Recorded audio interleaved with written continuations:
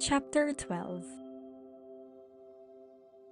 In consequence of an agreement between the sisters, Elizabeth wrote the next morning to their mother to beg that the carriage might be sent for them in the course of the day.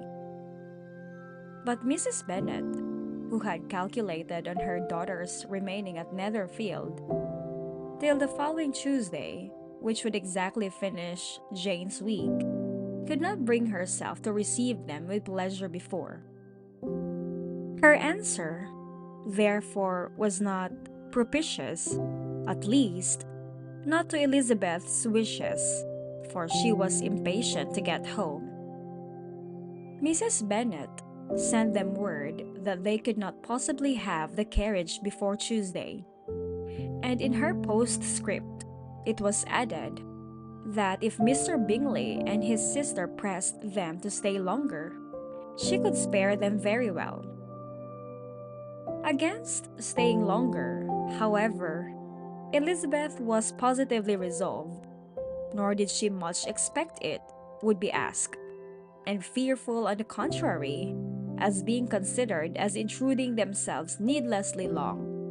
She urged Jane to borrow Mr. Bingley's carriage immediately, and at length it was settled that their original design of leaving Netherfield that morning should be mentioned, and the request made.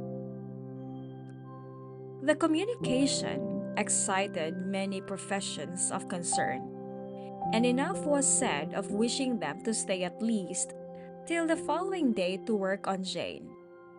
Until the morrow, their going was deferred. Miss Bingley was then sorry that she had proposed the delay, for her jealousy and dislike of one sister much exceeded her affection for the other.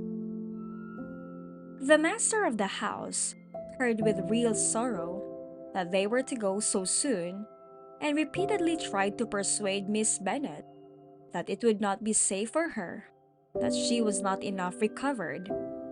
But Jane was firm where she felt herself to be right. To Mr. Darcy, it was welcome intelligence. Elizabeth had been at Netherfield long enough.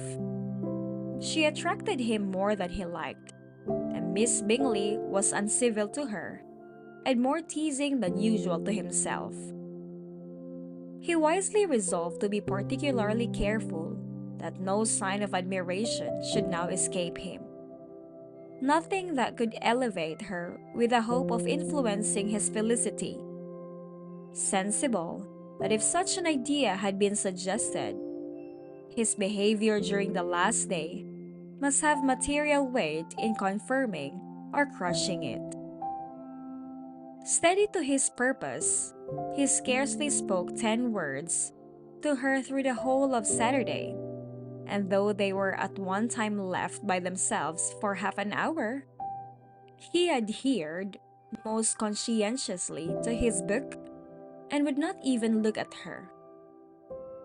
On Sunday, after morning service, the separation, so agreeable to almost all, took place.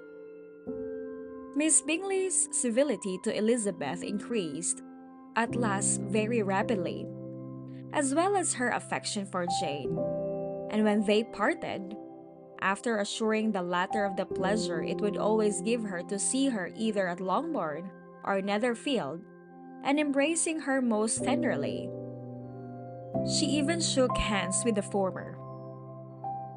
Elizabeth took leave of the whole party in the liveliest of spirits. They were not welcomed home very cordially by their mother. Mrs. Bennet wondered at their coming, and thought them very wrong to give so much trouble, and was sure Jane would have caught cold again.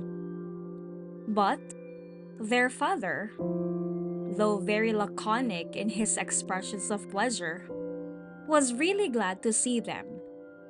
He had felt their importance in the family circle. The evening conversation, when they were all assembled, had lost much of its animation, and almost all its sense by the absence of Jane and Elizabeth.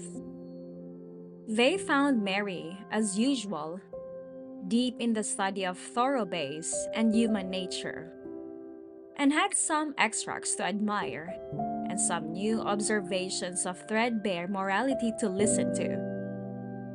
Catherine and Lydia had information for them of a different sort.